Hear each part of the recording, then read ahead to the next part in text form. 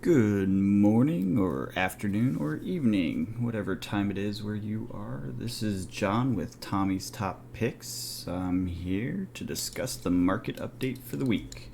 As promised, we'll be opening a case of first edition Tales of Aria. We'll just do it one box at a time, so this will be a single box opening. You will not have to sit through me sorting through all those boxes all at once. Got some spicy market updates this week. Some very interesting things have come to pass, and I'm excited to get into it. So let's get going.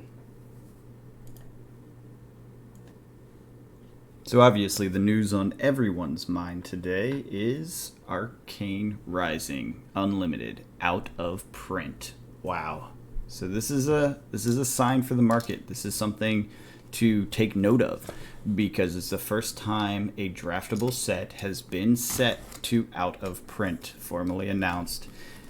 As we've talked about here, it's obvious that's going to happen to every set at some point. Some people were speculating and hoping that these sorts of sets would remain continually in print, quote unquote, while also not being available. That didn't happen. They officially announced it out of print, and what that means ultimately is speculators can speculate on Unlimited. So go buy that Welcome to Wrath box if you've been holding off on it, because those prices won't stay low for long. I guarantee you that when that gets announced out of print, speculation is probably by end of year to end of first quarter next year.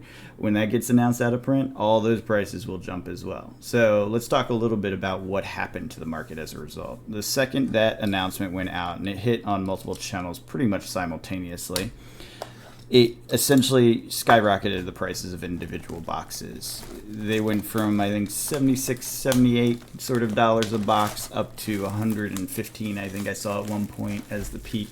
I think they're cooling off now at this point, so we're seeing it kind of retrace a bit. But $100 a box is about where I imagine it will settle, because that is what has happened with Crew. So you got to think about this. This is a sign that Unlimited is now investable. You can grab boxes of this and actually speculate on future developments of out of print.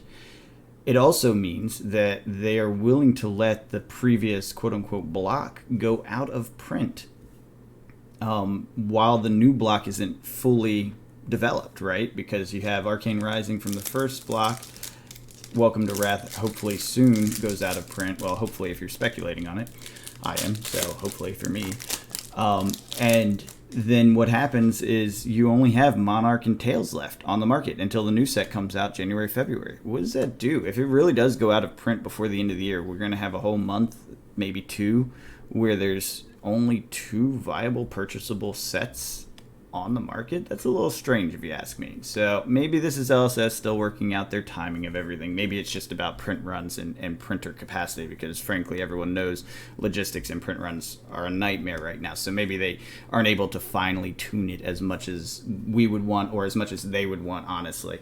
And maybe it has something to do with distributor funkiness, kind of like what happened around Monarch. That would be unfortunate if that's true as well. Something worth thinking about, something worth keeping an eye on, and definitely something I'll be watching closely. Market prices immediately for all Arcane Rising staples, such as the Skull Cap, the Eye of Ophidia, obviously being the legendary, Storm Striders, even the Skullbone Cross Wrap and the like, all jumped it was anywhere from, I'd say 15% to about 33%, with the larger jumps in the lower cost cards. So it was the Striders moved up about 33%. The Skull Cap actually moved up to around 350, and previously had been trading at around 315 to 320 sort of range. It has retraced since. It's back down to 320. So it really didn't make that big of a move. Now, the reason why, or at least my speculation as to the reason why, is that in the article itself that was released by LSS on the Fab TCG website, there's literally an image. The final line says, "We reserve the right to print any and all cards in this set, and we will be doing so." And then there's an image of the skull cap right there. And if you look really close, it has a code EVR instead of ARC. So it's already printed, like it's in this next set, assuming EVR is the next set. I don't know that's the case, so it may be the set after it's coming, whatever. The point being is that they fully intend to reprint the skull cap, so we will be seeing that soon. So if you have a skull cap that you wanted to get rid of, now might be the best time. The prices are elevated, the hunger is there, and when that gets reprinted, the price is going to drop, at least if it follows what happened with the tunic. That's expected and understandable.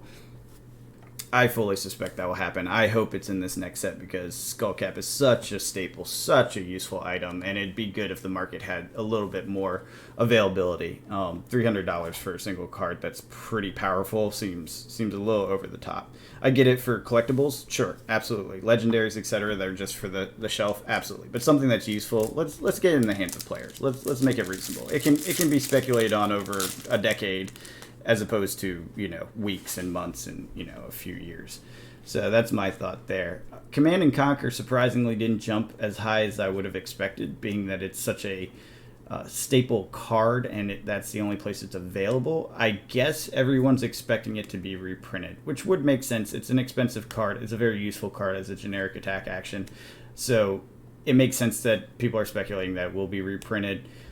I don't know. I mean, we obviously don't know, but its price jumped about 15%. It was pretty low, and it came back down. Actually, I think it jumped 30%, give or take, and then retraced really quickly. So I think overall the market's reacting in a reasonable way, and that's good and healthy and what you want.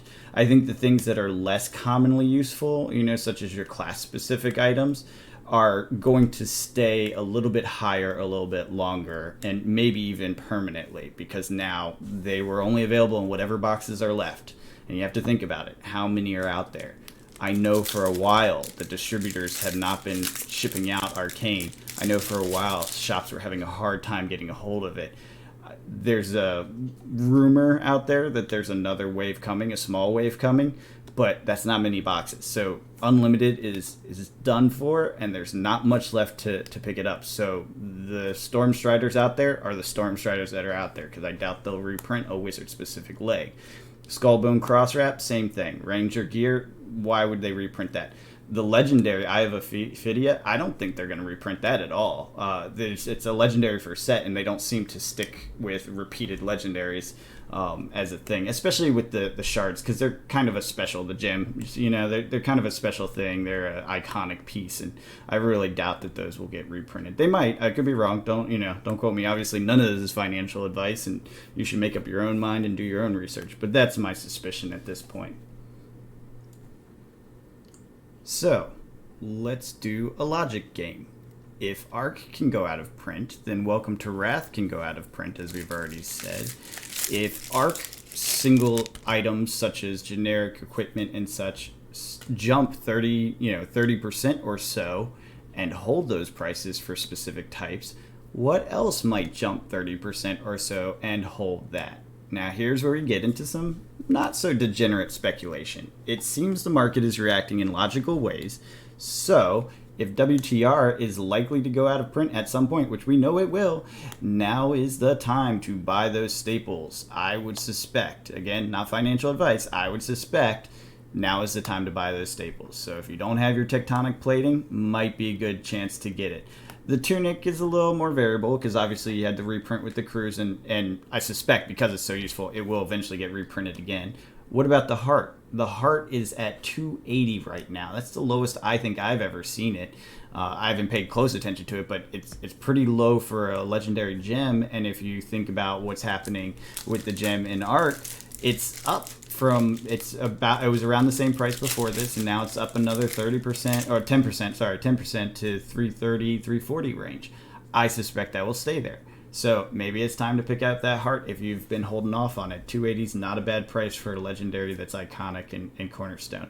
E-Strike, again, kind of like CNC, a little harder to judge. If you don't have E-Strike, it's an absolutely useful card to have and is worth having. And the prices are fairly low at $46, but it will probably be reprinted, so you might be able to get a better deal in a few months. I can't speak to that one specifically. The Tome of Fendel, I love that card. It's a great card. I like anything that has the tomes in it. They just look cool. The art's awesome. So I actually picked up a bunch of those just because I wanted them for my collection, but I can see that jumping in price as well.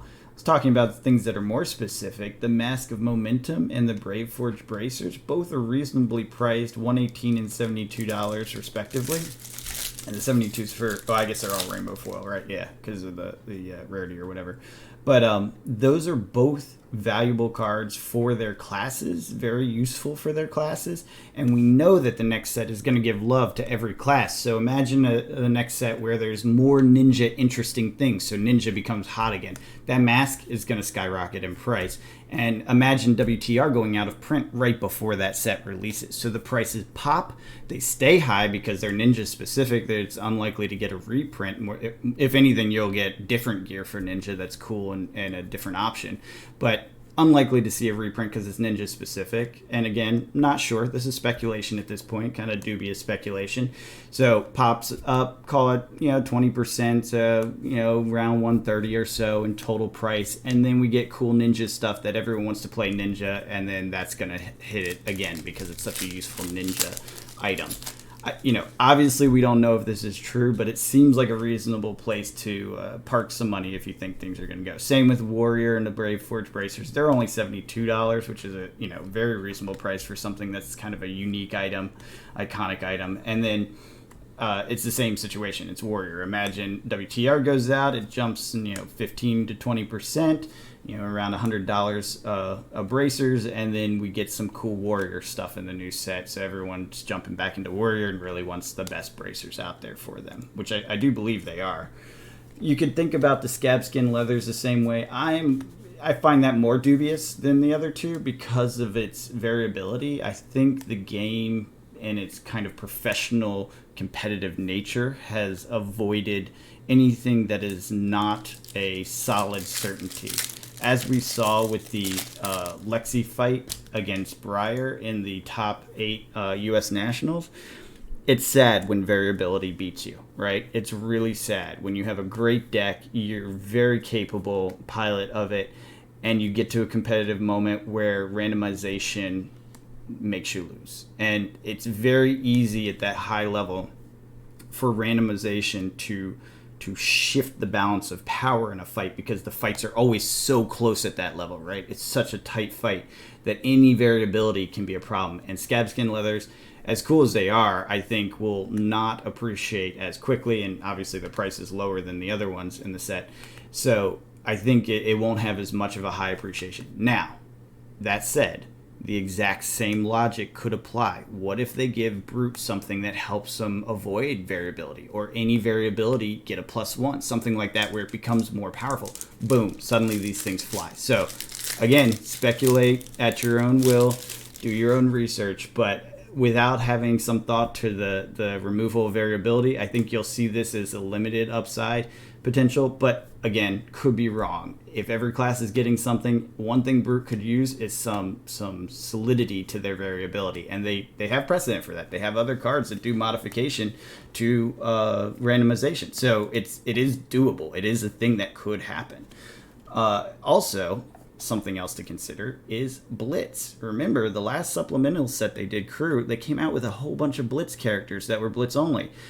What if they release a whole new set of Blitz only sort of class characters that make it fun and interesting and variable? Or maybe they have lightning, like a lightning Brute, so now you can combine Arya stuff with the older stuff. I don't know. The possibilities aren't endless, but they're pretty freaking interesting to think about, right? And then that sort of thing would change everything I'm saying. The dynamic would be very different in the market, and obviously the values would go up for, in reflection of what cards we get and what kind of things become interesting to players. I love Blitz. I know Blitz is a really popular format at the kitchen table style. So I think it has a bright future, and it doesn't take much to support it. It also keeps the decks affordable, so it's very much your every player sort of format, if you ask me. The PvE thing and that speculation could also change all of this, and that's coming out around the same time as this next set. So what if suddenly Brute becomes super powerful against certain types of enemies or whatever the PvE kind of thing is? And again, PvE is speculation, but I think it's a pretty solid speculation. James White said he was interested in doing it a while ago, so I think it's a reasonable thing to spec on. And so, again, these things could all change dramatically. Point being, all the class gear for WTR is ripe for an increase in price on OOP, period. So if you don't have some of them, that's a good place to speculate if that's the sort of thing you want to do. Again, not financial advice, but that is what I am looking at right now myself. So if you haven't watched my card value point system video, you should go watch that. And in particular, watch past the first half, because the first half is just the opening. If you understand the 8-point system of the cards, yeah, it's boring and you're going to turn it off, because I kind of repeat the same information again and again, trying to make sure the basics are there. But after that, I go into why there's actually added value to specific types of cards. And that added value explicitly outweighs the value of other printed cards. And so if you haven't seen that part of it, go do yourself a favor and go watch it. It will be worth watching. You will learn something useful for your drafting and sealed situations, and also for just general value of cards within the game. Now, because of that, what I am speculating on, and again, do what you will and your own sort of research, but because of that, I've actually created a database of every card, every value, and the assumed values based on the system that I defined, and have started looking for cards with additional value, cards that bring value higher than the 8 points, typically, specifically, and often, hopefully with minimum variability, right? So there's a few that have some variability, but generally speaking, minimum variability, so that it's certain that if you have that card, it is at least more powerful than any one other card in the other opponent's deck, unless they're also carrying those types of cards. A good example is E-Strike, like I said. That's a great card with higher value than the 8-point value, no matter how you try to slice and dice it. It just is. And so those sorts of cards, obviously the market recognizes as valuable. Now, I think a lot of that isn't through a mathematic perspective. I think it's just from usefulness perspective. But there's a couple hidden gems. One of the perfect examples was Coax a Commotion, which I think Louis from Kitchen Table TCG spotted as a great card in general and was very interested in specking on it, was specking on it. And then I heard an interview the other day. Someone was giving him out as part of their Learn to Play event. And so they were just buying him up. And I think the market misinterpreted that as a huge kind of whale spec happening. I don't think that's what it was. I think they were just buying them up to give it out, but it caused this kind of flurry of activity. The prices jumped. I'll be honest with you, though. Coax is one of the cards that has higher than 8-point value on it, especially if you build a deck around the concepts that I talk about in that other video. So, well worth watching that other video. It will help you identify cards with higher value than usual. I am going down this rabbit hole. I'm not specking as in buying hundreds of them at a time, but I am definitely looking at holding a position that makes sense given the value. Now, again, this is a little bit more degenerate. When you think about it, any of these cards could be reprinted. And then that value that has driven up over time vanishes, right? So you're at the whim of LSS. I think there's ways to identify ones that are less likely to be reprinted, and that's part of what I've been working on as a bit of a research project. Maybe I'll dig into some of the details of that in my next card value video that I plan to do. But it's an interesting space, well worth looking into, in my opinion. If you're into the financial speculation on specific cards, it's a system that can help you identify cards that are undervalued at this time. I will say that you're not going to get crazy out of match things because a lot of it gets discovered through gameplay, obviously, but there are some that are undiscovered. It's very clear that some have higher value than what is apparent at immediate glance. It's also useful if you want to draft and do your competitive stuff. It helps you build decks and that sort of thing. So go watch that video if you get a chance. Definitely worth it. Helps with the market kind of concepts and being aware of what's out there. And again, if you get too bored with the beginner stuff, skip to the middle, because the more interesting and useful information is after the first half. And I noticed a lot of people would start watching it and then they lose interest about halfway through, and unfortunately they're missing most of the value of the video. And I felt bad because I rambled on for so long just trying to explain the system that a lot of people probably missed the value, the ones that actually did watch the video. So I feel bad. I wanted to give notice to those who watched it to go watch the second half. That's where the real value of the video is. And I'll try to keep those ones a little more brief, a little less boring, or whatever it is that makes people jump off. It's probably boring. I can be boring. It's fine. So let's take a look at the broader kind of macro scale of everything. I think it's important to take a step back, look at the game as a whole. We do this in a couple different videos, but I think this is a good time to do it for the market report purposes. So previously I'd said there was some issues with the meta if Briar showing up as much. I'm not sure how much I harped on it. I know I thought that for a while individually, but the more I look at it, the more I think we're okay. Reality is Briar meta surprised the competition, and there wasn't a lot of time to train against it when it popped up and everyone realized it was hot. Essentially, it is very easy to pilot. It is very powerful. And so as a result, it's very viable to take into an unknown meta when it's clearly a big piece of the meta, which it was going into the US Nationals. I think UK was a little bit more of a surprise. But having 1 week to prepare for that after seeing the UK Nationals, it doesn't work. Your best bet is to play it when you're playing the game theory of an individual competitor, right? So that is likely the reason we saw so many of them at the US Nationals. It was just the easier way to be highly competitive going into the meta because nothing had been determined to break it or counter it. Now, that said, clearly US Nationals, we saw some counters with that Oldheim, US Calling, not the Nationals. We saw Oldheim beat Briar. It wasn't a red line deck, but it was still an efficient deck. And then throughout the competition, if you go back and review sort of the different matches and matchups leading up to the finals and top 8, there were plenty of cases where Briar lost, even piloting the high-end, super valued Briar. So it is something that can be beaten. It is something that has a counter built in to the system, the cards as they exist now. I still think it has a higher value, so it has a higher than average chance of winning. But, and I'm digging into this in greater detail, doing turn for turn analysis sort of thing, but I really do think that there is a counter. It's not broken. Briar isn't anything that's super powerful or needing of a ban, much like Chain and Seeds of Agony. And I honestly wasn't paying super close attention to the meta. I was learning the game at that time, so I can't really speak too deeply to that. But it seems like there is a viable path for Briar to be beaten, and thus it's not a broken piece of the system. It's not a broken part of the game, and I don't think any bans are going to happen from this, which is important to think about when you think about speculation and various cards of value, what's useful, what's not.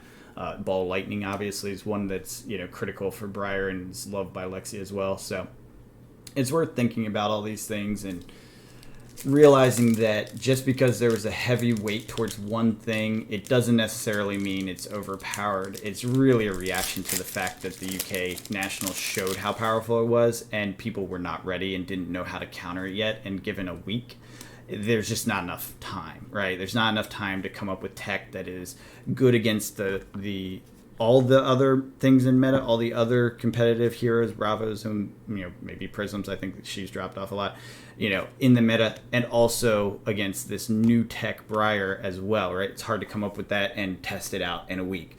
So I think what happened is everyone just jumped on board with it, and many of them lost. If you go back and look at it, I believe it's Arsenal Pass. They both ran Briars, the same sort of tech. And while, maybe they're not the best pilots because it was new to them, they both said, look, there's ways to counter this. We both lost at the same area. So when you get to that high-level competitive nature, if someone is super trained on something and it's the right kind of counter, there is a counter there. Obviously, Oldheim is one. Chain appears to be one. Obviously, Runeblade is a little overpowered in general right now, or it's favored, I guess, is the best way to think about it. There are counters out there, though, and I think we'll see a lot more of them coming up. I think Lexi with her ice mode is definitely one thing to watch. I think Visari is another one, another Runeblade, unfortunately. Oldheim, or Old Jim, I think some people are saying that's how you say it. I don't know. I'm going to keep calling him Oldheim.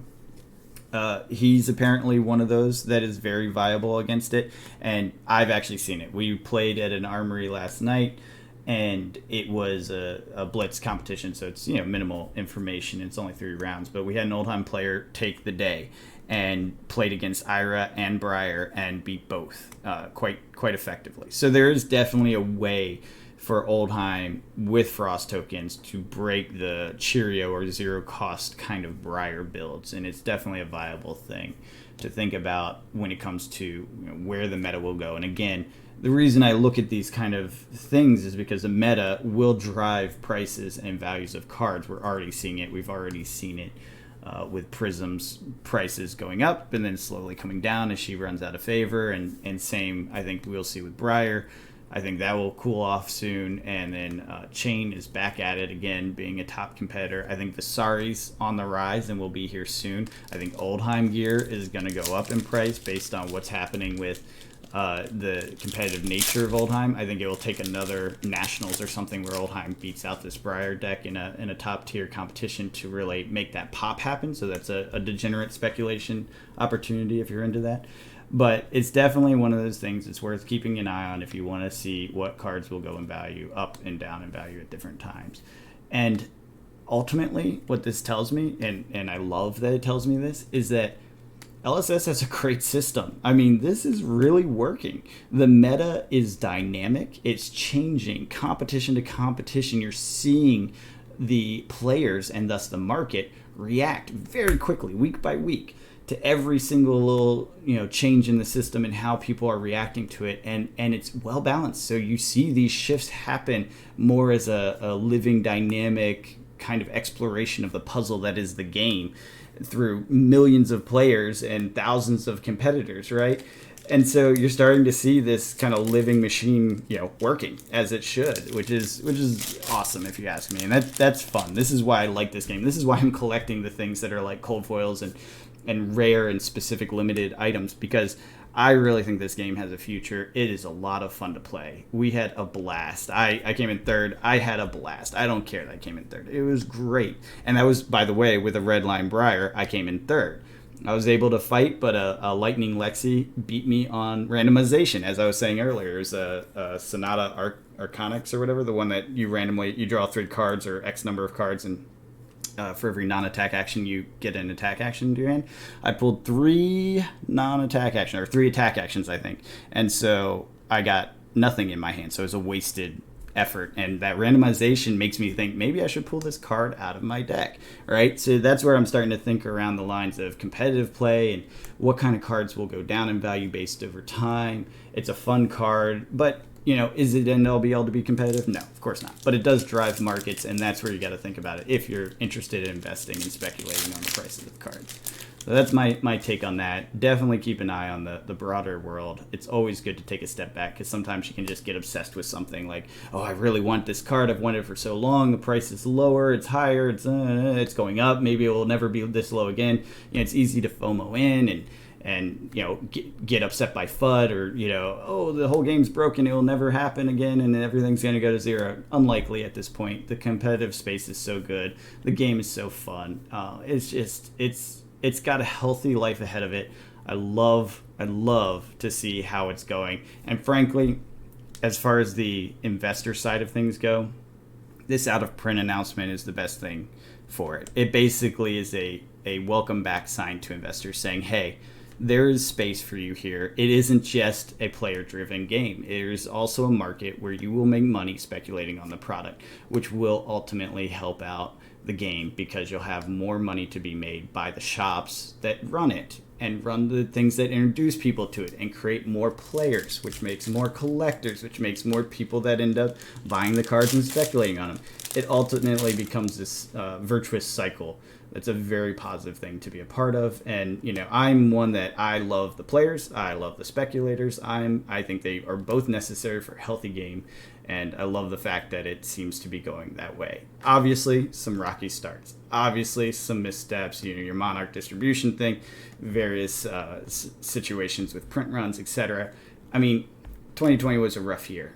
Recovering from 2020 is going to take a couple years for things to get back to normal and more focused and easy to manage as far as logistics and that sort of thing. So I'm willing to give LSS the time. I think they have a great game, and ultimately, if the game isn't great, then it's over, right? If the game's not great, it's over. No one wants to play a game that's not interesting, right? And so the fact that it's interesting and good, has great art talent involved, Mark Poole, etc., and able to do all this stuff, it's fun. It's great to watch. I'm really into it. I'm really excited about it, and I think the future is bright.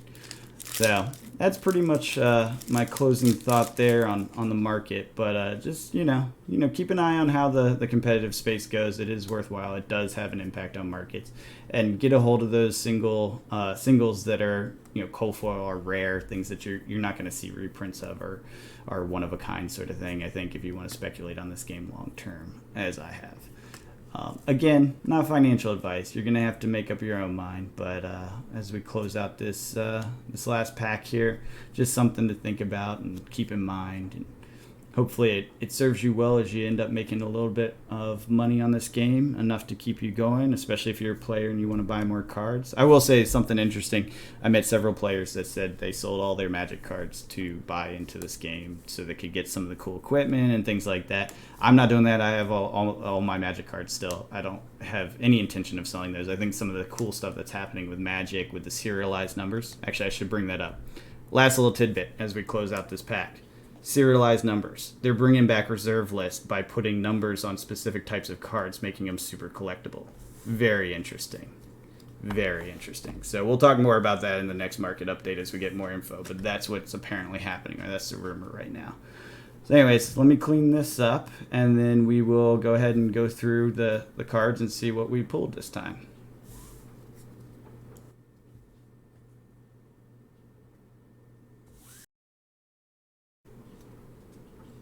Well, definitely not the best box. Not the best box by far. We got a Tome of Harvest. That is $2.90. And another Tome of Harvest. The Rainbow Foil type. That's $5.60. Not too bad. Not too bad at all. And the Guardian Staple Terror Sunder. That goes for $7.40. So that was a pretty good pull. And Rainbow Foil Frostfang. $1. And then Awakening, Great Guardian card for $125, and the value of the box, Cold Foil Honing Hood, $11.45, totaling $29.60. Not great, but that's okay. I got some cards I wanted. If you like the content, subscribe, leave a comment, give me a thumbs up. Let me know in the comments what you want to hear about. I'm happy to dig into other things. I love doing this stuff, and I want to do things that are interesting to you. So that's my goal here. Other than that, have a good one.